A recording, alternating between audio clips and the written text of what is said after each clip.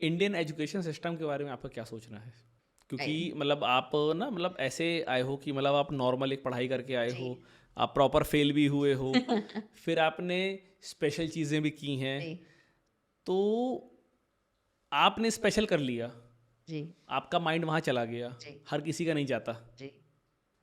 तो education system हमारा कहाँ स्टैंड करता है ऐसी चीज़ों में? थोड़ा डेवलपमेंट की ज़रूरत है। अगर मैं बहुत पोलाइट वे में बोलूँ तो के श्रॉफ कॉलेज के फ़िलहाल मैं बोर्ड ऑफ स्टडीज़ में हूँ। जी। तो जब हम बोर्ड मीटिंग्स करते हैं हुँ। तो करिकुलम को रीडिज़ाइन किया जाता है। ओके। तो इसमें मुझे एज़ अ इंडस्ट्री एक्सपर्ट उन्होंने डाला है बोर्ड ऑफ स्टडीज़ के इसमें। ठीक है। तो जब मैं सिलेबस देखती हूँ तो मैं सबसे पहले ये देखती हूँ कि रेलेवेंट है कि नहीं। हाँ। कुछ टॉपिक्स है जो हटाने पड़ते हैं, जी। जो शायद उनको लगेगा कि यार ये ज़रूरी है, हुँ। बट क्या इससे उनको जॉब मिलेगा? नहीं। तो ओके। कैसे रेलेवेंट हुआ? हाँ, एग्ज़ैक्टली। स्किल डेवलपमेंट मेन है। अगर डिग्री करने के बाद भी जॉब नहीं मिल रहा है, तो ये हुँ। सब पढ़ के वो लोग ने क्या किया आगे जाके? तो हुँ। As a board of studies member मेरा ये ड्यूटी बनता है हुँ। कि रेलेवेंट चीज़ें बताऊँ, हुँ। जो सिलेबस में रेलेवेंट नहीं है, हुँ। वो हटा दो वहाँ से हुँ। हुँ। और बेसिक चीज़ें एटलीस्ट उनको एक बेसिक जॉब तो उनको मिल जाए, बेस लेकिन लेवल स्ट्रॉन्ग हो जाए। लेकिन बेसिक चीज़ें मुझे लगता है कि पूरे एजुकेशन सिस्टम से ही गायब हैं।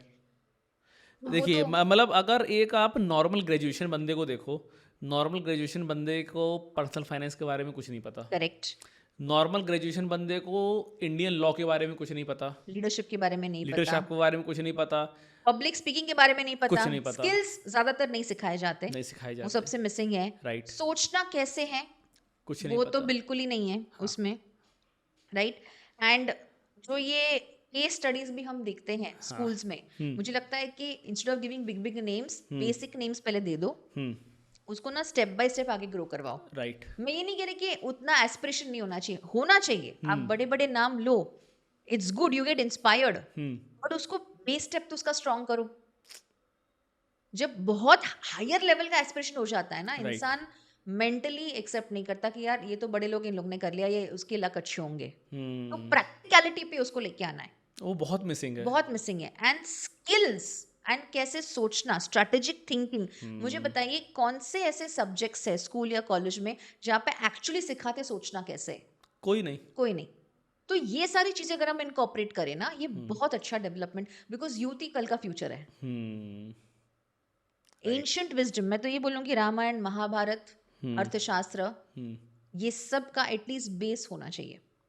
अगेन कोई रिलीजन को हम सपोर्ट नहीं कर रहे, हुँ। सबके लिए, सबके लिए।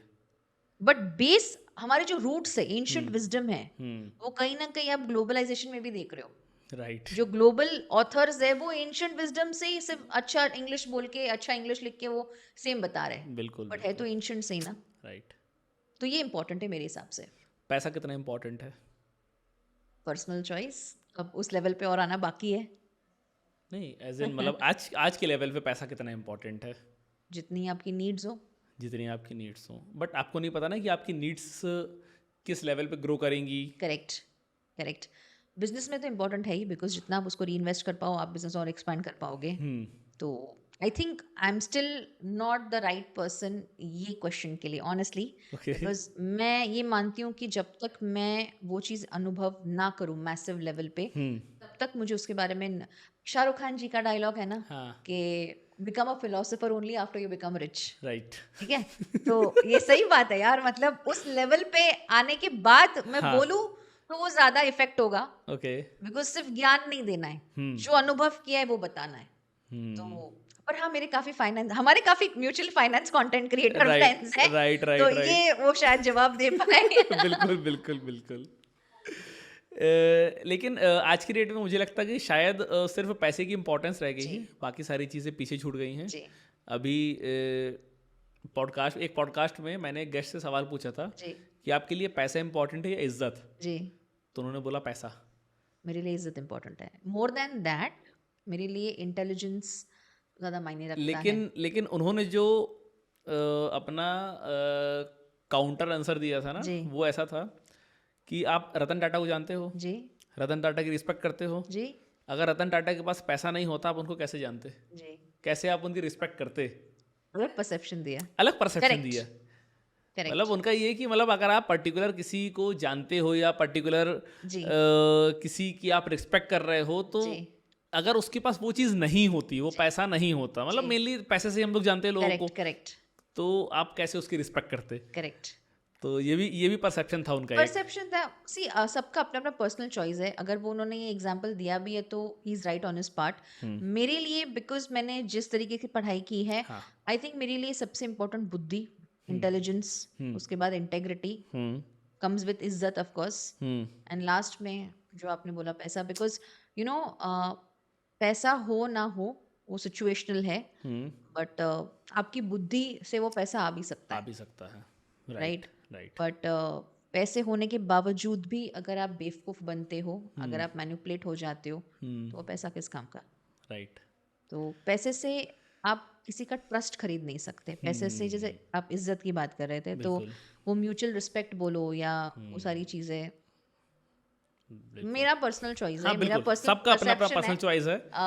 अलग थिंकिंग है हाँ बेसिकली राइट। बट कुछ चीज़ें जो पैसे नहीं खरीद सकते हैं तो वो देखना ज़्यादा इम्पोर्टेंट है बिल्कुल। एक वर्ड है आज की डेट में जो बड़ा ट्रेंडिंग में है, जी फेमिनिज्म। इसके बारे में आप क्या बोलना चाहेंगी? विवाद हो जाएगा ये तो अरे विवाद हो जाने दीजिए। मेरे को लगता है कि ऐसे लोग कहते हैं ना कि फीमेल को चांस नहीं मिलता है हाँ। मेरे को लगता है अगर आप अपने आप को काबिल बनाओ तो आप अपना अपॉर्चुनिटी खुद क्रिएट करते हो ओके। एंड थोड़ा बोल्डनेस थोड़ा करेज बोल्डनेस डज नॉट मीन के कपड़ों से बोल्डनेस बोल्डनेस का मतलब है एक डिसीजन ऐसे लेना कि भाई रिस्क है लेकिन मैं अच्छा काम करूंगी हम्म अब हम जब कहते हैं कि फेमिनिज्म में बोल्डनेस बहुत आता है तो लोग समझते हैं कि यार छोटे कपड़े पहनना या जो भी कुछ है no I am against that मेरा ओके। कहना इतना है जी। बोल्डनेस का मतलब है कि आपने ऐसा कुछ अच्छा बिजनेस किया या आपके काम से कोई इंस्पायर हुआ कि भाई इसने ये करके दिखाया इन अ गुड वे हम्म वो अच्छा फेमिनिज्म माना जाता है एंड मोर देन दैट आपको देख के जब कोई इंस्पायर होता है वो रियल फेमिनिज्म है ना कि आपको देख के कोई जेलस फील करे या किसी की बुराई करे मैंने देखा है ये लोग कहते हैं ना कि दो फीमेल साथ में काम नहीं कर सकती हाँ। मैं ये नहीं मानती अच्छा। अगर आप में वो सिक्योरिटी है अगर आप इनसिक्योर नहीं हो तो दो लोग काम कर सकते हैं साथ में एंड मोर देन दैट मेहरबानी करके पास्ट की चीज़ें बार बार मत लेके आओ मैंने देखा है कि काफ़ी फीमेल्स जब रिलेशनशिप में भी होती है आज अगर एक झगड़ा चल रहा है और उसको पता है कि मैं हार रही हूँ झगड़े में पुरानी बात लेके आएगी जहाँ पे वो झगड़े में जीत गई थी correct that is not feminism feminism या रियल मेच्योरिटी ये है कि भाई हम प्रॉब्लम और पर्सन को अलग रख रहे हैं ओके। हम प्रॉब्लम से लड़ रहे हैं वो इंसान से नहीं लड़ रहे हैं हम्म ये बहुत डेप्थ वाली चीज मैं आपको बता रही हूँ कि प्रॉब्लम और इंसान को अलग रखो अलग रखना है। जैसे हम कहते हैं ना कि जब आप अप्रिशिएट भी करो तो उसके काम को अप्रिशिएट करो ना कि उसके नाम को राइट। एग्जाम्पल ओम तू बहुत अच्छा है ठीक है और मैं कल बोलूँ कि ओम तेरे से बेवकूफ और कोई नहीं है तो वो भी कंफ्यूज हो जाएगा ना बट मैं अगर मैं बोलूँ ओम तूने अच्छा काम किया आज काम किया। राइट। तूने ये जो डेजिग्नेट या तूने आज जो ये डिसीजन लिया तूने आज जो प्रोजेक्ट किया अच्छा किया तो काम को अप्रिशिएट करना है ना कि नाम को same for the female case कि भाई इट डज नॉट मीन कि भाई आप यू नो इमोशनली हो जाओ वल्नरेबल या नहीं it's about dealing with maturity that's important